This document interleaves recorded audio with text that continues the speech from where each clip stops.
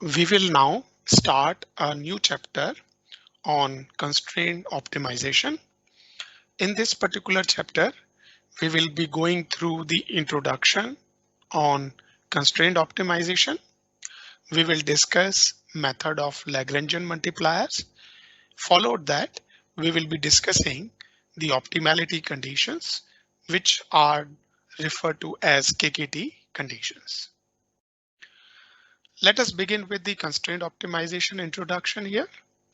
As we know, if we have to write the constraint optimization problem, we have one objective function, which is fx. So in the current example, we are minimizing the function. This objective function is subjected to various constraints. So the first constraint, which is written as gj of x greater than 0, it is the inequality constraint, and we can have multiple inequality constraint in our formulation as given as j is equals to 1 to capital J. Similarly, the objective function is also subjected to equality constraint, that is hk of x equals to 0. So this equality constraint, we can have multiple numbers in our formulation. Finally, we can have variable bounds between lower and upper bound. Here it is important to note that if we are writing f of x, gj of x, so this particular x is a multivariable. So we write this as a column vector of decision variable. Now, if we look at this equation number 1, and suppose we have a point 1. If this point is satisfying all the inequality constraint as well as equality constraint as well as the variable bound, that particular point can be said or called as a feasible solution. So as it is written here, a solution satisfying all constraints and bounds on variables is called feasible solution. If it is no, then it is an infeasible solution, meaning that even if a solution is not satisfying a single constraint, the solution will remain infeasible. Now in the above equation, the equation number 1, we are assuming that all the equations are non-linear, and such kind of a programming we generally refer to as non-linear programming problem or NLP. So in the last chapter, we have LPP, which is linear programming problem, and now we have non-linear programming problem, NLP. There are various kinds of constraints. These constraints can be linear and non-linear. In linear, we can have equality and inequality constraint.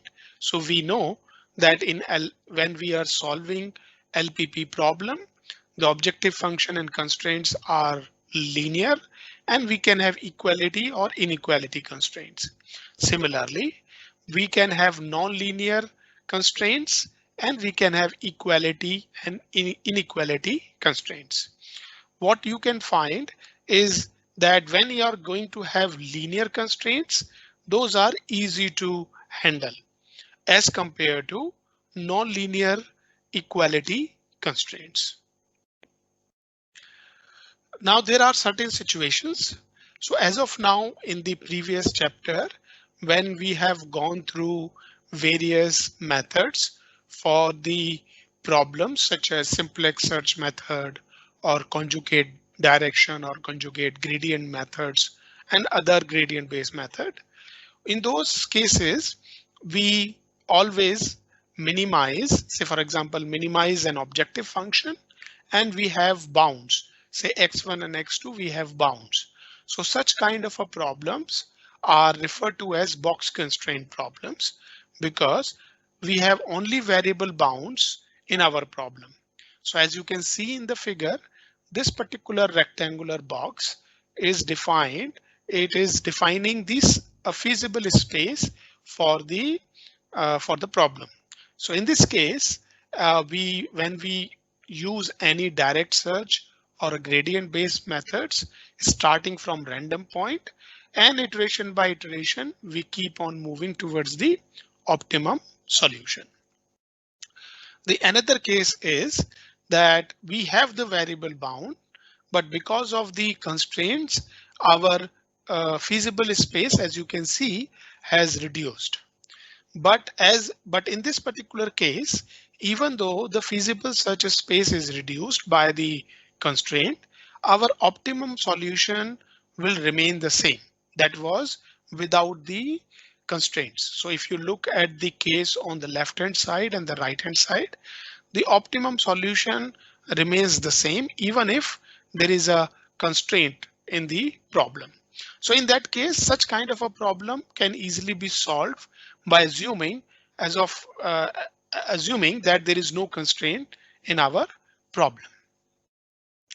But the third case, which is mostly found in many problems, that because of the addition of some constraints, as you can see here, the red dot, which was optimum solution in our previous cases, now becomes infeasible solution.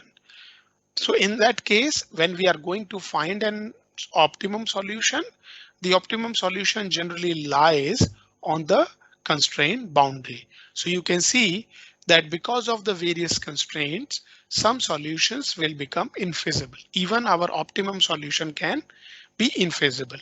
So in that case, we have to come up or devise an algorithm that should able to give me the green dot, which is the optimum solution for the constraint optimization problem. And this is the case which we will find in many problems. If we look at the constraints or the feasible search space, let us look the case on the left hand side. So we have the box constraint as a S, and we have two linear constraint L1 and L2. Now in this particular scenario, you can see that we have a one feasible search space. That is the common space bounded by all the constraints and the bound. So in this case, the optimum solution will be lying mostly on the boundary and sometimes inside the boundary. But the second situation, which is shown on the right hand side, you can see that we have a search space, say S, but inside this we can have disconnected feasible search space, which are represented as F1, F2, and F3. In this case, our algorithm should be able to find the optimum solution, which can be lying either in F1 or in F2 or in F3. So this is a disconnected search space which we get it. Let us start the method of multiplier now.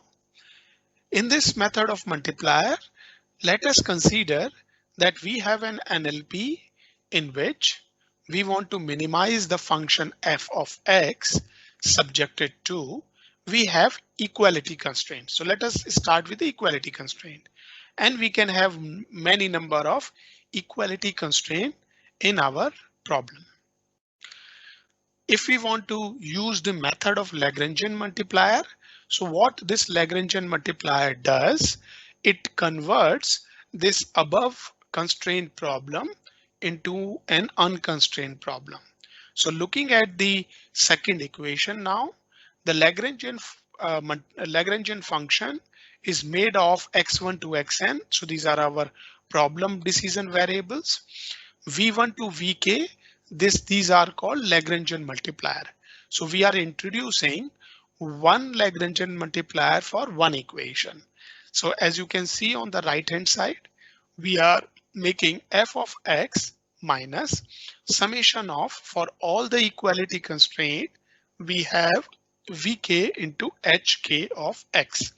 This means that the above constraint problem is converted into the unconstrained problem with the help of Lagrangian multiplier, as you can see in the second equation. So now, since it is the unconstrained problem, we can use our optimality condition, basically the necessary optimality condition for a multivariable function. So first condition is we are finding the gradient of Lagrangian multiplier, Lagrangian function with respect to x. And if we make it equals to 0, so on the right hand side, you can see that we can get gradient of the function minus the summation of Vk, gradient of h of k equals to 0. In this particular case, you can see that along with the gradient of the function, we have the part of equality constraint as well with the help of Lagrangian multiplier. Then we can use the necessary condition with the help of with respect to the Lagrangian multiplier. So the gradient of the Lagrangian function with respect to v equals to 0. That if you find a gradient, then you will see that hk of x equals to 0. This means this is our the constraint in our original problem you can see on the top.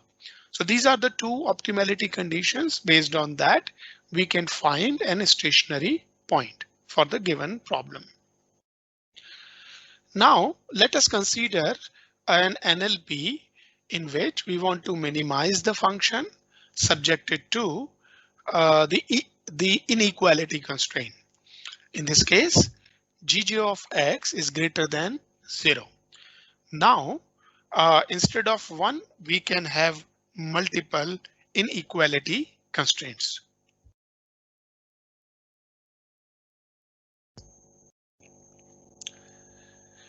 Let us make the Lagrangian function now. So before that, since we have this inequality constraint here, we have to convert into equality constraint. So we will be using the concept of linear programming problem LPP, in which we convert this inequality constraint into equality constraint using non-negative slack variable. So slack variable we know. Now since it is greater than type, the constraint is greater than equal to type, we know that we will be subtracting this slack variable. So let us assume that we have the variable called yj, and this yj, if I'm making a square, so yj can take any value, minus or a plus or a 0, but when we are making it a square, so this will always be a non-negative slack variable for us. So gg of x minus yj square equals to 0, and that we are adding for all constraints. So we are rewriting the above NLP equation as minimizing the function subject to, now we are including this capital gg of x and a y. So this capital gg of x is made of x vector and a y vector, is equals to gg of x minus yj square equals to 0. Now y is a vector because we can have multiple inequality constraint, and for every inequality constraint we need to subtract one slack variable. Using this modified NLP, we can write our Lagrangian function. In this Lagrangian function, you can see it is made of vector x, vector y, and vector u. And the u is the Lagrangian multiplier in our case. So here you can see on the right hand side is the fx minus times of summation from j equal to 1 to capital J. Now we are multiplying uj, that is a Lagrangian multiplier, with the capital GJX. So this is the same format which we have used in the previous case when the constraint optimization problem that is converted into unconstrained problem with the help of Lagrangian multiplier. In this case, we are using uj for capital GJ. Now for this Lagrangian multiplier, we know that we can find the optimality condition. In this case, we will be finding the gradient of the Lagrangian multiplier with respect to x. And on the right hand side, you can see we can get gradient of the function minus times of summation of uj gradient of gj equals to 0. Similarly, we can find the gradient of the Lagrangian multiplier with respect to u. U is our Lagrangian multiplier right now. Now this says that minus of Gj of xy is equals to minus of small gj of x plus yj square equals to 0. Now since we know yj square can be 0 or a positive value, so this particular term we can write as gj of x greater than 0. So this is the same as the original constraint in our problem. In the last optimality condition, we are finding the gradient of the Lagrangian multiplier with respect to y, that are slack variable. That gives me minus 2uj yj equals to 0. Or this equation we can write as uj gj of x equals to 0 for all the constraints. So how we can write this particular equation?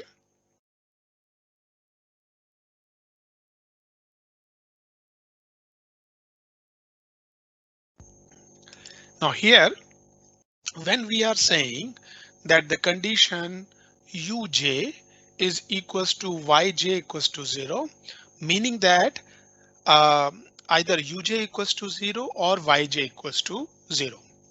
And when we take yj equals to 0, this means our slack variable is 0.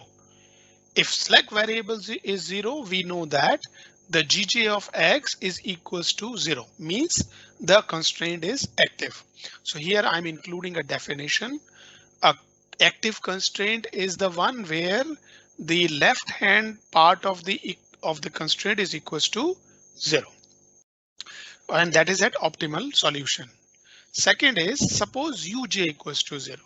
In this case, when the Lagrangian multiplier is going to be 0, so this means that yj will be non-zero, meaning that the constraint is inactive, meaning gj of x is greater than 0. And hence, since at the optimal point, the constraint is inactive, meaning that the constraint is not lying on the boundary, it is somewhere inside in the feasible space. So this constraint is not going to affect our optimal solution. Therefore, it can be ignored.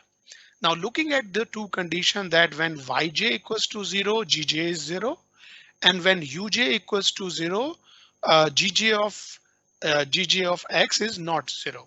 So we can rewrite this particular equation, which is uj yj equals to 0 as uj gj. So we are replacing the slack variable with the inequality constraint. So uj gj equals to 0.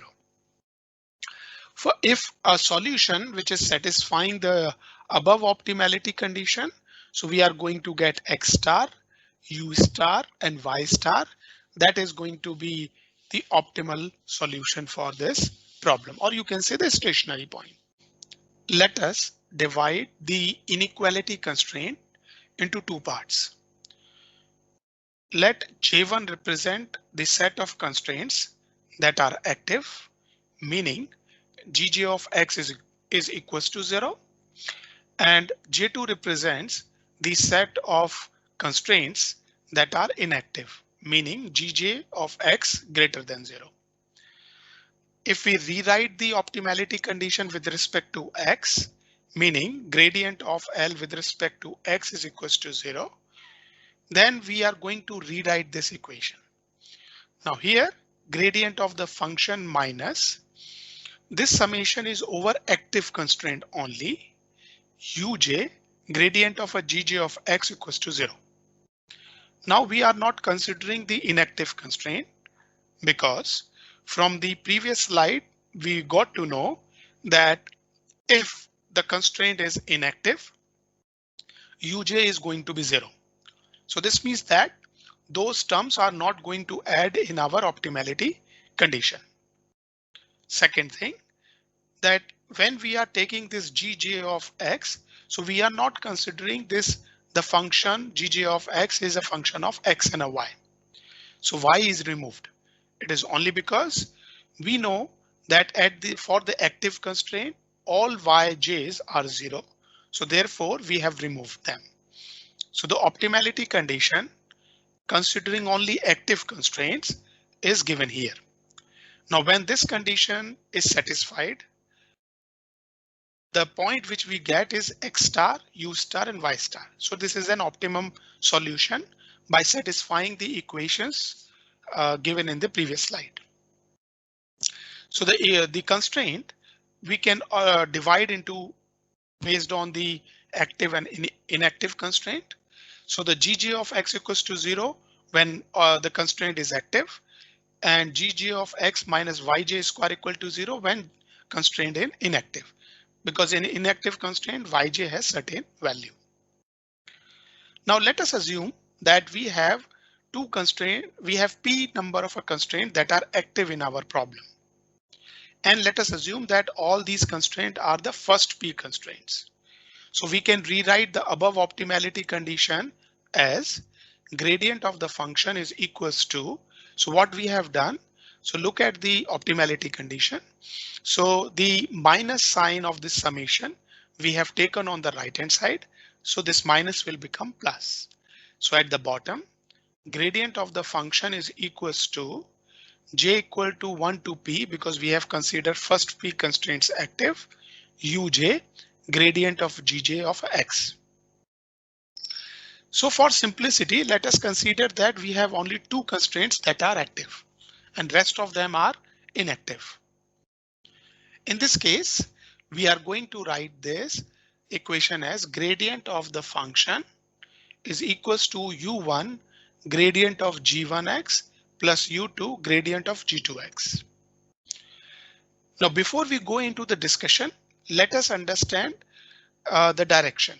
So we know that a direction S is descent when S transpose the gradient of the function at a point is smaller than 0, smaller than and equals to 0. Similarly, if we want that the same direction S is a feasible direction, then the condition is S transpose gradient of a G greater than equals to 0. So here we have taken this constraint. This particular condition we will learn afterwards. So as of now, we know that a feasible direction should follow this particular condition. Now what we will do is on the equation given on the top, we are going to multiply with S transpose. So when we multiply it, we get a result, the equation as S transpose gradient of the function equal to U1 S transpose gradient of G1 plus U2 S transpose gradient of a G2. Now let us divide these two equations as a left hand and right hand side. So if we consider U1 and a U2 greater than 0, the following right hand side term become. So as you know, U1 and a U2 are greater than 0. And looking at the definition of feasible direction, this dot product between direction S and a G should also be greater than and equals to 0. So meaning that the right hand side will become greater than or equal to 0. Now look at the left hand side. Now this left hand side represents the descent condition, descent direction condition. Now if we compare the left hand side equal to the right hand side, it suggests that S transpose gradient of the function should be greater than or equals to 0. Meaning that we don't at an optimum solution which is satisfying the optimality condition X star, U star and Y star. There is no direction which can further reduce the objective function. And that is what we understood. If we get an optimum solution, there will be no direction that can further improve the objective function value.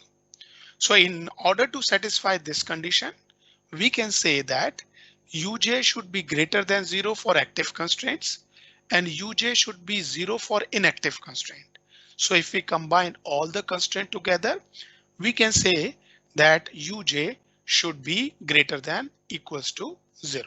With this introduction on Lagrangian multiplier now we are going to see the KKT conditions. Now the KKT condition, first of all, the KKT comes from the three scientists, their name Karush Kuntakar conditions. So Karush Kuntakar condition, or in short we say KKT conditions. So they came up with the optimality condition for constraint optimization. So in this case, you can see that we have this constraint problem as we have discussed, in which we have objective function, inequality constraint, equality constraint, as well as the variable bounds. So if we are going to make a Lagrangian function, so what we can do is we are going to add them. Now looking at the second equation, the Lagrangian multiplier is made of x vector, u vector, and v vector is equals to the function minus you have uj gj of x and vk hk of x. So intentionally we have not included the slack variable because finally the slack variable is removed in the optimality condition as we have found in the previous slide. So here uj and vk are our Lagrangian multiplier.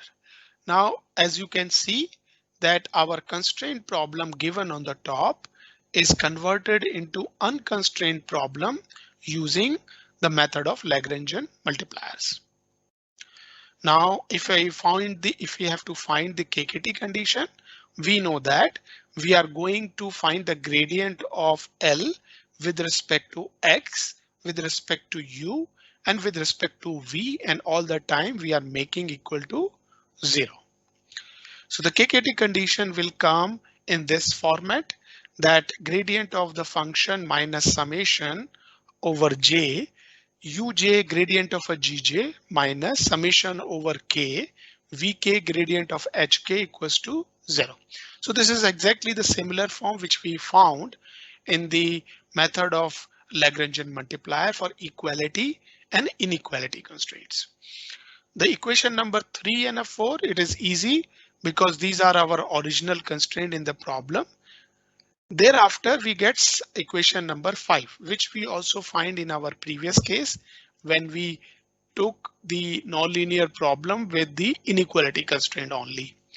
And then one more condition that will come, that is on uj, that should be either greater than or equals to 0.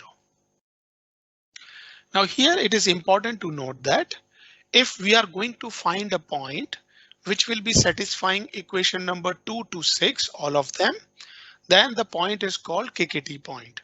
And this point is a likely candidate of the optimum in the constraint optimization problem.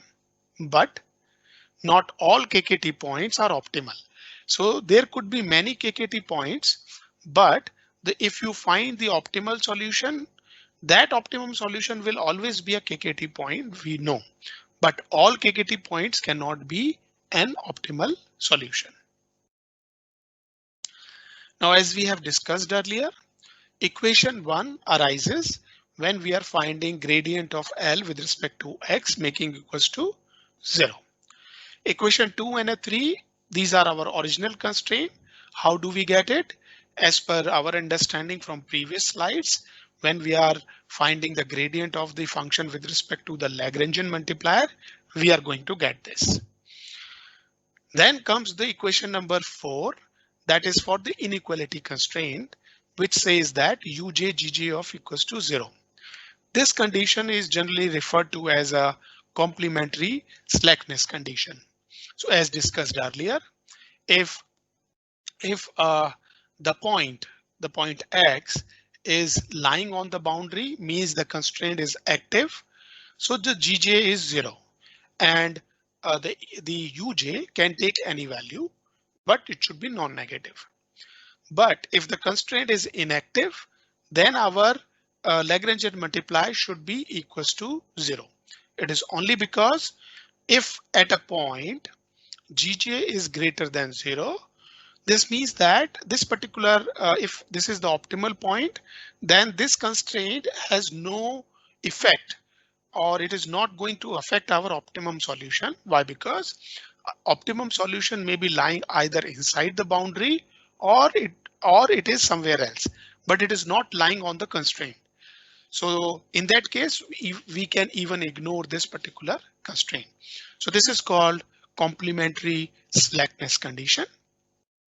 Equation 5 suggests that if the constraint is active, the corresponding multiplier must be positive. So that's why we are writing uj greater than and equals to 0.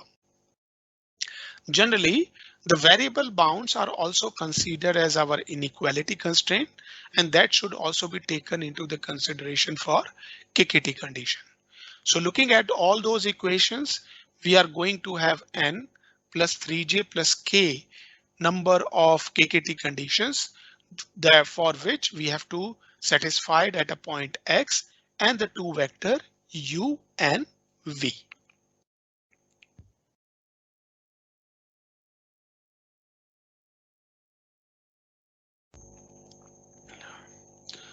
Now I'm leaving two questions to you.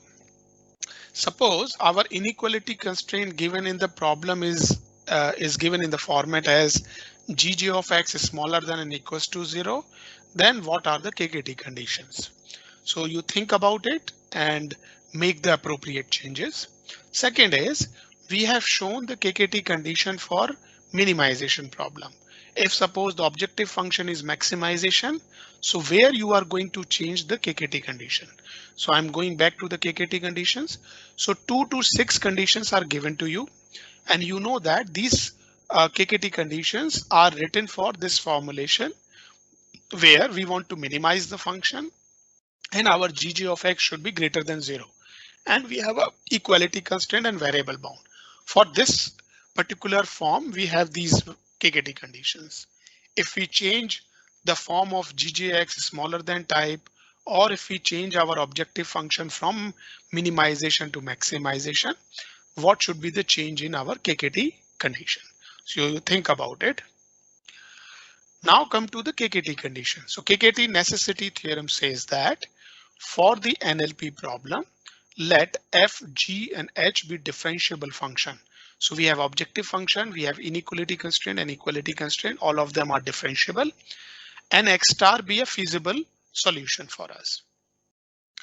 Now let us make a set of I which has all the active constraints. So let I is equals to all the j's such that gj of x star equals to 0 means we should make a group of active constraint and put it into I. So I denotes the set of active inequality constraints. Furthermore, the gradient of gj of x for all active constraints and gradient of hk at x star are linearly independent vectors. So this condition we can find it. If all these conditions satisfy, then we can say that x star is an optimal solution to NLP, and there exist u star and v star such that x star, u star, v star satisfying the KKT condition. So in this case, if all these conditions satisfy, we can say that x star is an optimum solution to the NLP problem. Now KKT sufficient theorem says that suppose our objective function is convex. The inequality constraints be all concave and equality constraints are linear. If there exists x star, u star, v star that satisfies the KKT condition, then x star is an optimal solution to the NLP problem. So necessities theorem will give us the stationary point, which is x star, u star, and a v star. KKT sufficient theorem will give us whether this point is optimal to the given problem or not. So as we remember that the convexity, as we have understood that if a function currently we are assuming a multivariable function. So we have introduced the definition of convexity with the help of this lambda and 1 minus lambda. In our previous case, we took lambda 1 and a lambda 2, I believe. For finding the function is convex or not, we generally find the Hessian of the matrix. And if it is positive definite, we can say that the function is convex. Similarly, if we have to find whether this is positive definite or not, we have three ways.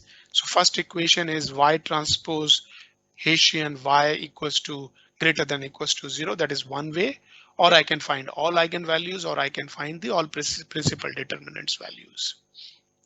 Now let us come to the to the example of KKT condition.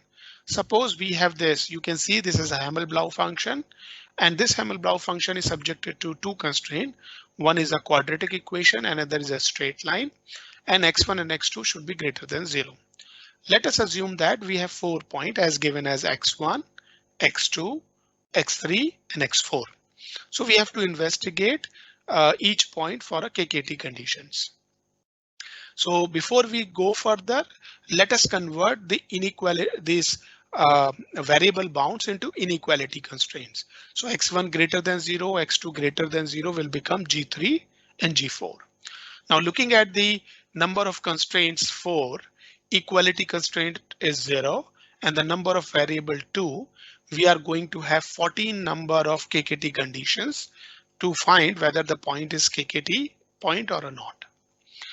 So here we are computing the gradient of a G2. Now I'm going back. Now G2 is a linear equation. So you know that if you are going to find the gradient of the function, it is going to be a vector without x1 and x2. So constant vector we can say. So we have a gradient of a G2 of x, similarly gradient of a G3, similarly gradient of a G4. Now we are drawing a table now. Here T represents the solutions. We are writing in the second column xt, all 4 solutions are written.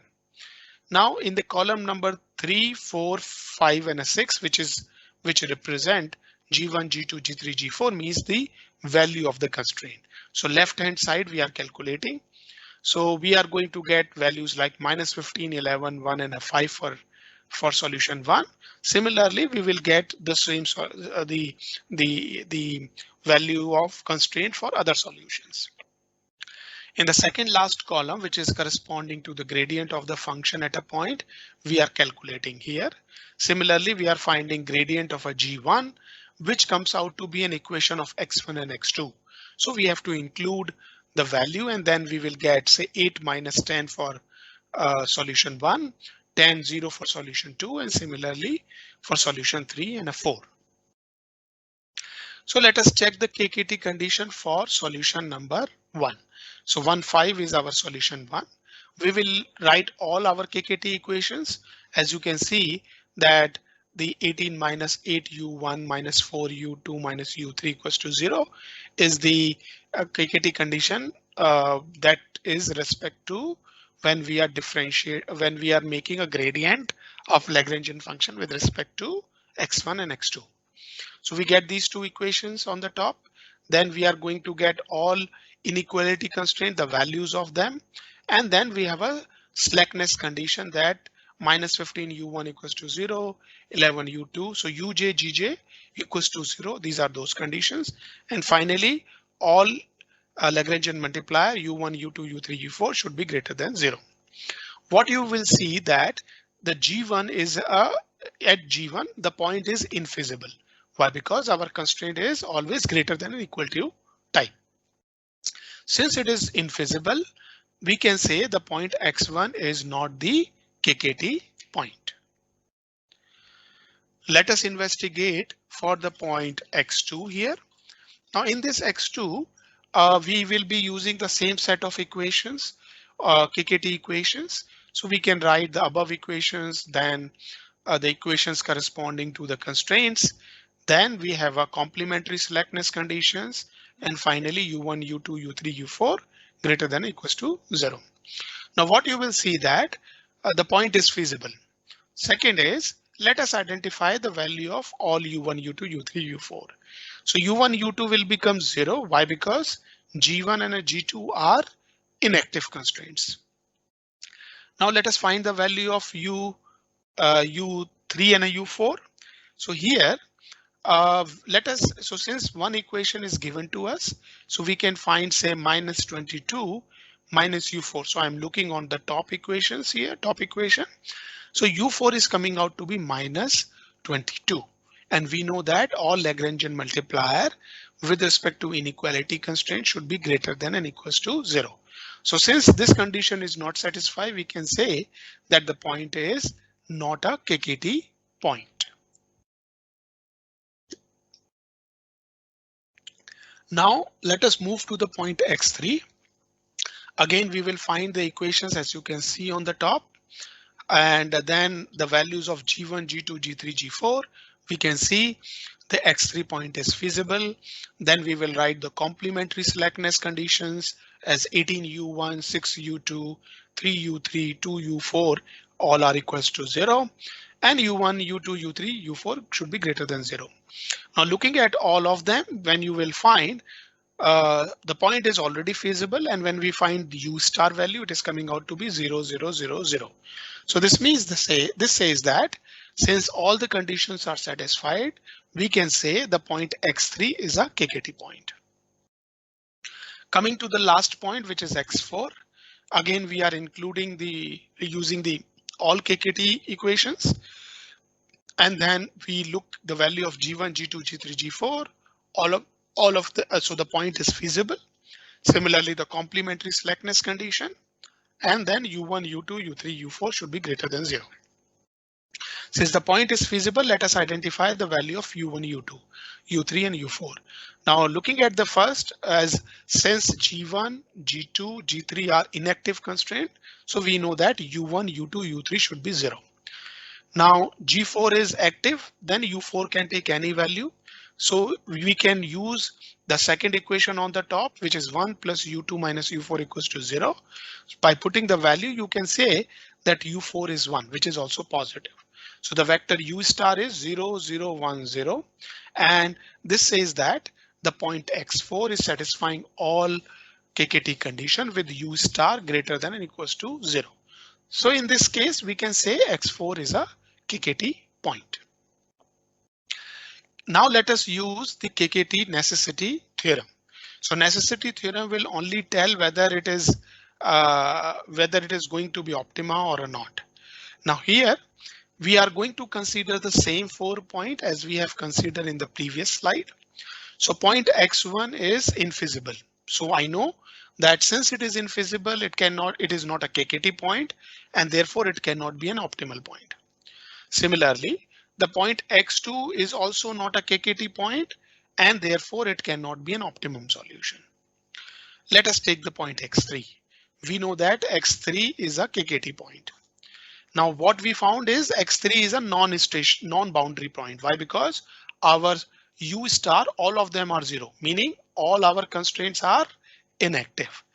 So in this case, we cannot say whether the point is optimum or not, because it can be a KKT point or it can be an optimal point. Thereafter, we have a point X4, which is also a KKT point. And in that case, we have this G4 as an active constraint. Here also, we cannot conclude whether it is an optimal point or not. And you know that the optimal point means we have to search it for. Here we are just comparing 4 points, and among the 4 points, X3 and X4 are the KKT point. So therefore we cannot comment on the optimality. However, for X1 and X2, we are sure that the point is not going to be an optimal because they are not KKT point. So in order to use this KKT sufficient theorem, so in the previous case, KKT necessity theorem will be telling us about whether the point is going to be optimal or not. The necessary sufficient theorem will confirm, yes, whether it is going to be optimal or not. In this case, we have changed our objective function. Since Hamel-Blau function is not a convex function, so therefore we have changed our objective function, and this is nothing but an equation of a circle, and it is subjected to the same constraint as we considered in the previous problem. So first of all, KKT sufficient theorem says that we have to identify whether the objective function is convex or not. So in this case, we are going to find an Hessian of the function. So when we find the Hessian, it is coming out to be 2002. We can make it out. It is a positive definite matrix. So the function is convex. So the second condition is our inequality constraint should be concave function. So in this case, let us identify the inequality constraint. So before that, we are considering one point, say 3, 2 here, and the point is a KKT point with U star. All of them are 0. Now here, I'm writing this is a KKT point. For the given problem, you have to find yourself whether it is a KKT point or a not. So we are assuming that we have a point, say 3, 2, and we have to find whether it is optimum solution or a not. So we have already identified that the function is convex. Let us check for inequality constraint. So G1, let us take G1. If I'm finding minus times of gradient of the gradient of G1 of X, and if it is coming out to be positive definite, so we can say that G1 is a concave function. So you remember that for the convex function, we find the Hessian of the Hessian matrix of a function. If it is positive definite, it is a convex function. If I multiply it with a function and find the Hessian and it is coming out to be positive definite, we can say the function is concave. So same concept is used here. The constraint G2 is also a concave function because a linear function both is because linear function is both convex as well as concave. So what we found, our objective function is convex. Both of the constraints are concave. The point x132 which we have considered is a KKT point. Then using KKT sufficient theorem, we can conclude that 32 is the minimum point. So this is only the way we can say